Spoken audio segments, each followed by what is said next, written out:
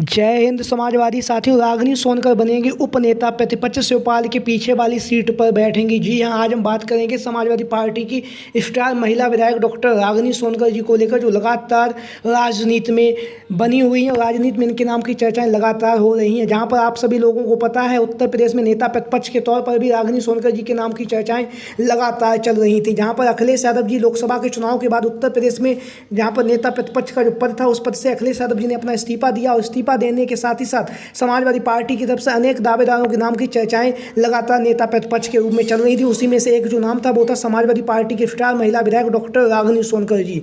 Doctor Ragini Sonkar जी का जो नाम है लगातार नेता प्रतिपक्ष के रूप में चल रहा था, लेकिन अखिलेश यादव जी ने जहाँ पर लोकसभा के चुनाव में पीडीए की रणनीति का ध्यान रखा और ध्यान रखने के साथ ही साथ अखिलेश यादव जी के द्वारा नेता प्रतिपक्ष के चुनाव में भी अखिलेश यादव जी ने सोची समझी रणनीति के तहत पीडीए को साथ लेते हुए अखिलेश यादव जी ने अगड़े समाज से भी लोगों को जोड़ने का प्रयास किया है। और समाजवादी पार्टी के मुखिया अखिलेश यादव जी ने नेता प्रतिपक्ष के तौर पर समाजवादी पार्टी के सबसे वरिष्ठ नेता माता प्रसाद पांडे, जो 7 बार के विधायक हैं, 2 बार के विधानसभा अध्यक्ष रह चुके हैं, उन्हें नेता प्रतिपक्ष चुना है। जहां पर माता प्रसाद पांडे को उनकी उम्र के हिसाब से सम्मान अखिलेश यादव जी ने दिया है। उसके साथ ही साथ अखिलेश यादव जी ने एक नई राजनीति में को भी जन्म दिया है। जहाँ पर अखिलेश यादव जी ने पीडीए का नारा दिया है। पीडीए के नारे के साथ ही साथ माता प्रसाद पांडे जैसे सीनियर लीडर को नेता प्रतिपक्ष का पद देकर कहीं ना कहीं भारतीय जनता पार्टी का कोर वोटर कहे जाने वाले ब्राह्मण समाज में भी सेंधमारी का प्रयास अखिलेश यादव जी के द्वारा किया गया है। वहीं पर अखिलेश यादव जी ने कमाल अख्तर को मुख्य सचेतक जैसा अहम और महत्वपूर्ण पद भी दिया है, जहां पर अखिलेश यादव जी ने मुस्लिम समाज के भी भागीदारी दी है। वहीं पर महबूब अली को वरिष्ठ अधिष्ठाता के पद में मौका दिया है। और वहीं पर आर.के. वर्मा जी जो दलित समाज से आते हैं, उन्हें भी अखिलेश यादव जी ने पद और सम्मान दिया है। जहाँ पर अखिलेश यादव जी ने लगातार पीडीए की रणनीति को आगे बढ़ाया है और पीडीए की रणनीति को आगे बढ़ाने के साथ साथ लगातार अखिलेश यादव जी ने वह चाहे विधान परिषद हो, चाहे विधानसभा हो, चाहे लोकसभा में हो, जहाँ पर भी समाजवादी पार्टी के मुखिया अखिलेश यादव जी ने अपने जीते हुए सांसदों को या जीते हुए जो भी दावेदार हैं उन्हें दावेदारी करने का जो मौका दिया, उसमें अखिलेश यादव जी ने पीडीए की रणनीति का विशेष ध्यान रखा है। अब जो एक पद जो खाली बचा हुआ है वो है उपनेता प्रतिपक्ष।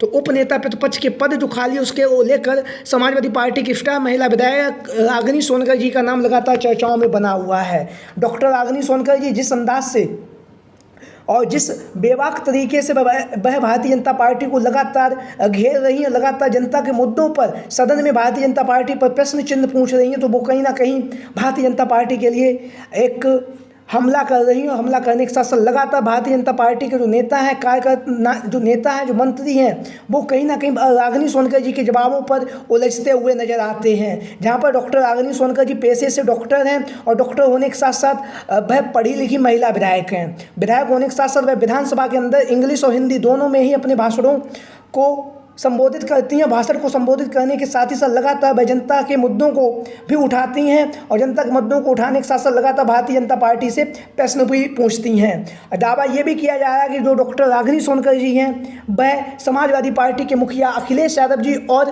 जो डिम्पल यादव जी उनकी सबसे विश्वसनीय भी हैं। विश्वसनीय इसलिए भी हम कह सकते हैं क्योंकि डॉक्टर रागिनी सोनकर जी ने पहली बार विधानसभा का चुनाव लड़ा मछली शहर की विधानसभा सीट से, और पहली बार के ही चुनाव में डॉक्टर रागिनी सोनकर जी ने रिकॉर्ड मतों से जीत हासिल कर वह विधायक चुनी जा चुकी हैं। जहां पर लगातार डॉक्टर रागिनी सोनकर जी दलित समाज से आती हैं और दलित समाज से आने के साथ ही साथ अब अखिलेश यादव जी के द्वारा उन्हें नेता जो उपनेता प्रतिपक्ष का जो पद है उसको देने की चर्चा काफ़ी तेज़ी के साथ चल रही है। यहाँ पर अखिलेश यादव जी महिलाओं को हक और सम्मान की बात कर रहे हैं और लगातार उन्होंने करके भी दिखाया है। उसी को महिलाओं के हक और सम्मान के आवाज़ को आगे बढ़ाते हुए अखिलेश यादव जी डॉक्टर रागिनी सोनकर जी को उपनेता प्रतिपक्ष उत्तर प्रदेश की विधानसभा में बना सकते हैं। इस तरह की खबरें लगातार चल रही हैं। उपनेता प्रतिपक्ष डॉक्टर रागिनी सोनकर जी को बनाने के साथ ही साथ अखिलेश यादव जी जहां पर वह दलित समाज से आते हैं तो दलित समाज को भी जोड़ने का काम करेंगे। उसके साथ साथ आदि आबादी का प्रतीक भी वो हैं। महिलाओं की जो भागीदारी है उसमें अखिलेश यादव जी ने इस बार के लोकसभा के चुनाव में भी महत्वपूर्ण भूमिका निभाई है। और महत्वपूर्ण भूमिका निभाने के साथ साथ समाजवादी पार्टी ने अनेक महिलाओं को युवा नेत्रियों को लोकसभा का टिकट दिया, जिसमें से बहुत सारे जीतकर संसद में दहाड़ भी रहे हैं। उसी क्रम में समाजवादी पार्टी के मुखिया अखिलेश यादव जी महिलाओं को हक और सम्मान देने के लिए, महिलाओं की आवाज़ को उठाने के लिए डॉक्टर रागिनी सोनकर जी का जो नाम है उपनेता प्रतिपक्ष के पद पर लगातार चल रहा है। दावा ये भी किया जा रहा है कि रागिनी सोनकर जी को उपनेता प्रतिपक्ष का जो पद खाली है वो दिया जा सकता है, जिसके साथ ही अखिलेश यादव जी जहाँ पर रागिनी सोनकर जी को उपनेता प्रतिपक्ष का पद देंगे, उसके साथ ही साथ देश की जो और उत्तर प्रदेश की जो महिलाएं हैं उनके वोट बैंक में भी अखिलेश यादव जी कहीं ना कहीं लेने का भी प्रयास करेंगे। इससे पहले अखिलेश यादव जी के द्वारा महिलाओं को हक और सम्मान दिया गया, जहां पर अखिलेश यादव जी ने डिम्पल यादव जी जो मैनपुरी से सांसद हैं उन्हें भागीदारी दी, और भागीदारी देने के साथ साथ महिलाओं की आवाज़ को बुलंदी के साथ डिम्पल यादव जी उठा रही हैं। वहीं पर कैराना से नवनिर्वाचित सांसद इकरा हसन, जैसा कि आप लोग तस्वीरों के माध्यम से देख रहे हैं, इकरा हसन को अखिलेश यादव जी ने मौका दिया, और मौका देने के साथ साथ इकरा हसन जी ने रिकॉर्ड मतों से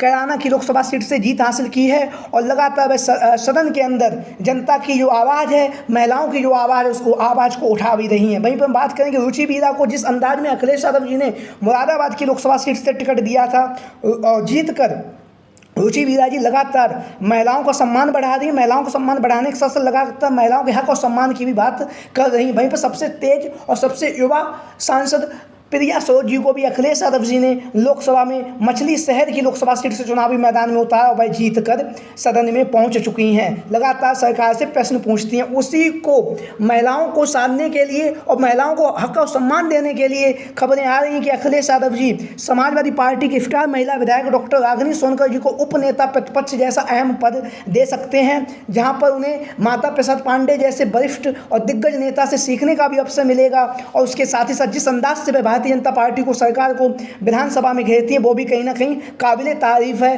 तो आप लोगों को क्या लगता है? अभी तक औपचारिक ऐलान नहीं हुआ है, हालांकि चर्चाओं में लगातार डॉक्टर रागिनी सोनकर जी का नाम उपनेता प्रतिपक्ष के रूप में चल रहा है। आपकी राय